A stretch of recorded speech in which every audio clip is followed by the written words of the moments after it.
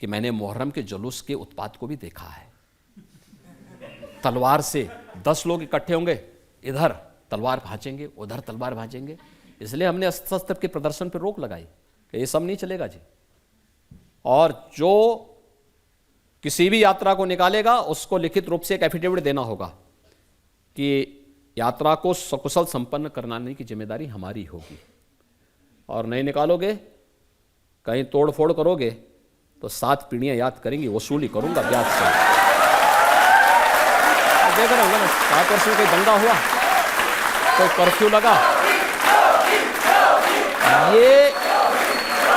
ये करके हमें दिखाना होगा, और ये बिना भेदभाव के करना होगा। जो शांतिपूर्ण तरीके से होंगे उनको संरक्षण देंगे, लेकिन नमाज नहीं पढ़ने देंगे सड़क पे। देखिए, मैंने पहले भी कहा था, अगर सड़क पे नमाज पढ़ोगे तो हनुमान चालीसा को भी मैं रोक नहीं पाऊंगा।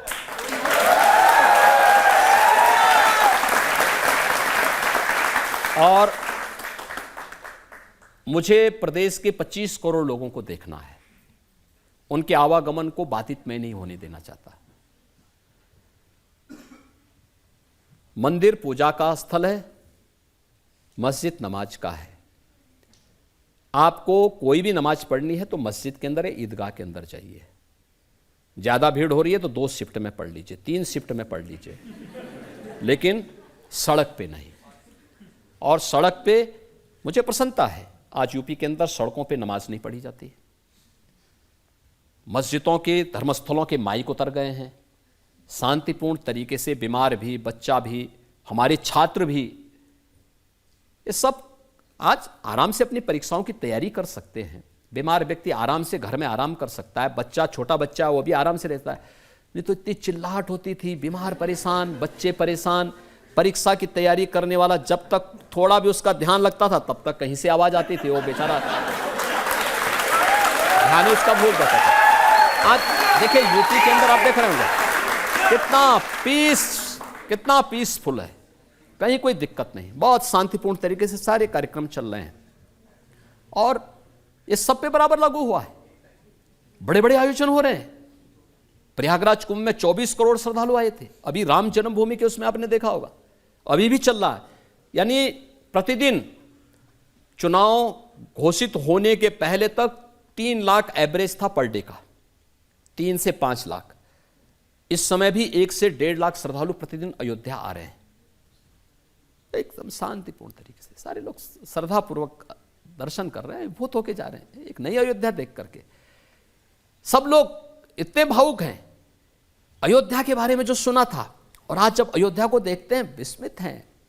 अयोध्या में 4 लेन, अयोध्या में 6 लेन, अयोध्या में इंटरनेशनल एयरपोर्ट, और एयरपोर्ट भी महर्षि वाल्मीकि के नाम पर। ये भोजनालय माता सबरी के नाम पर, विश्रामालय अगर आपको देखना है तो निषाद राज के नाम पर। ये नई अयोध्या की नई पहचान है। भगवान राम के सभी सहयोगी आज अयोध्या के साथ जोड़ करके अयोध्या की इस यात्रा को और मजबूत बना रहे हैं। और अयोध्या में राम जन्मभूमि के लिए स्वयं प्रधानमंत्री शिलान्यास के लिए भी जा रहे हैं, और प्राण प्रतिष्ठा के कार्यक्रम में पूरा 11 दिनों के अनुष्ठान के बाद भगवान राम से जुड़े महत्वपूर्ण स्थलों पर स्वयं गए, और फिर अयोध्या में आके प्राण प्रतिष्ठा अपने करकमलों से संपन्न करके उन्होंने कहा, साहब राम तो राष्ट्र के प्रतीक है, राम और राष्ट्र को हम अलग करके नहीं देख सकते। जहां पे ये भाव होगा उस देश को आगे बढ़ने से कोई ताकत दुनिया की रोक नहीं सकती है। योगी जी, बहुत सारे लोग उत्तर प्रदेश में खौफ में जी रहे हैं, कुछ यूपी छोड़ के चले गए, कुछ ऊपर चले गए।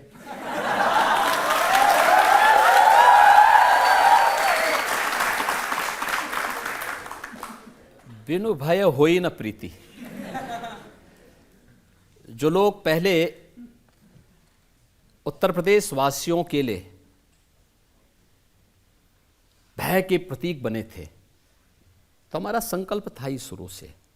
भगवान राम ने जो बात कही थी, निस्सरहीन करो मही भुज उठाए प्रण कीन, तो हम तो राम भक्त हैं, तो यही तो हम भी करेंगे। जो ये निस्सर पापी हैं, जो गरीबों को, व्यापारियों को, बेटियों को सामान्य नागरिकों को, राह चलते हुए नागरिकों के सुरक्षा के लिए खतरे बने हुए हैं, इनके लिए हमें एक ऐसा एटमॉस्फेयर तैयार करना ही होगा। कर दिया। लोग कहते हैं नो बेल नो जेल, सीधा प्रभु से मेल। देखिए, दोनों चीजें एक साथ चलनी चाहिए। मैंने कहा ना कि मैं राम भक्त हूं, तो अयोध्या में रामलला विराजमान हों, तो ऐसे लोगों की राम नाम सत्य है की यात्रा भी तो निकलनी चाहिए। और वही काम यूपी में हुआ। देखिए, सपा और कांग्रेस जिन माफिया और जिन अपराधियों को अपने गले का हार बनाती थी, जो सत्ता के सरप्रस्त थे, जिनके समय में जब उनका काफिला निकलता था तो सारे प्रोटोकॉल स्थगित हो जाते थे और माफिया पहले निकलते थे। आज की क्या स्थिति है? मैंने देखा उसमें से एक माफिया, एक बार जब पुलिस उसको ला रही थी तो उसकी पैंट ही गीली हो गई। पैंट गीली हो गई। एक माफिया रोज चिल्लाता था कि साहब मेरी जान को खतरा है। भाई, हमने कहा तुमसे कितने लोगों को खतरा रहा होगा भाई, ये तो सोचो पहले। देखिए, बहुत जल्दी अब ये लेटेस्ट केस मुख्तार अंसारी का है, जिसके बारे में समाजवादी पार्टी के लोग कह रहे हैं कि उनको जेल में जहर दे के मार दिया। भाई, मरना तो था ही।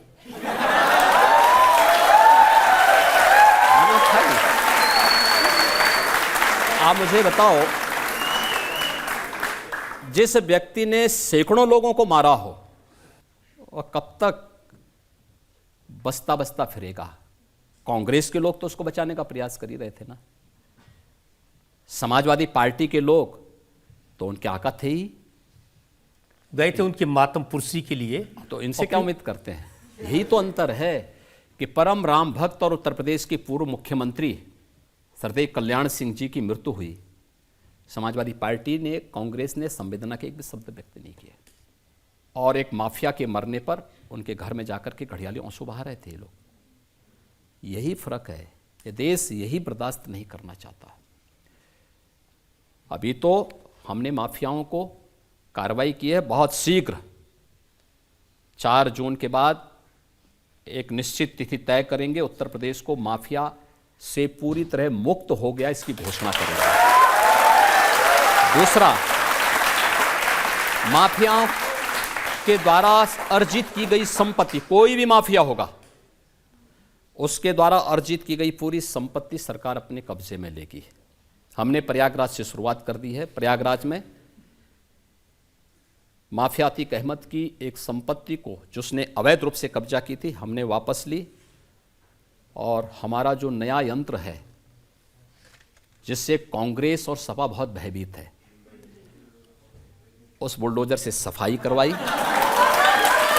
सफाई करवाने के बाद गरीबों के आवास बनाए हैं, और हमने ये भी तय किया है, पूरी कार्ययोजना हमारी बन चुकी है, ये माफिया के द्वारा अवैध रूप से अर्जित की गई पूरी संपत्ति पर गरीबों के लिए, महिला संरक्षण गृह के लिए, दिव्यांगजनों के लिए, निराश्रित बच्चों के लिए, और अन्य समाज के जो भी तबके हो सकते हैं उन सब के लिए, और हॉस्पिटल बनाएंगे, अच्छे स्कूल बनाएंगे, अच्छे संस्थान खड़े करेंगे।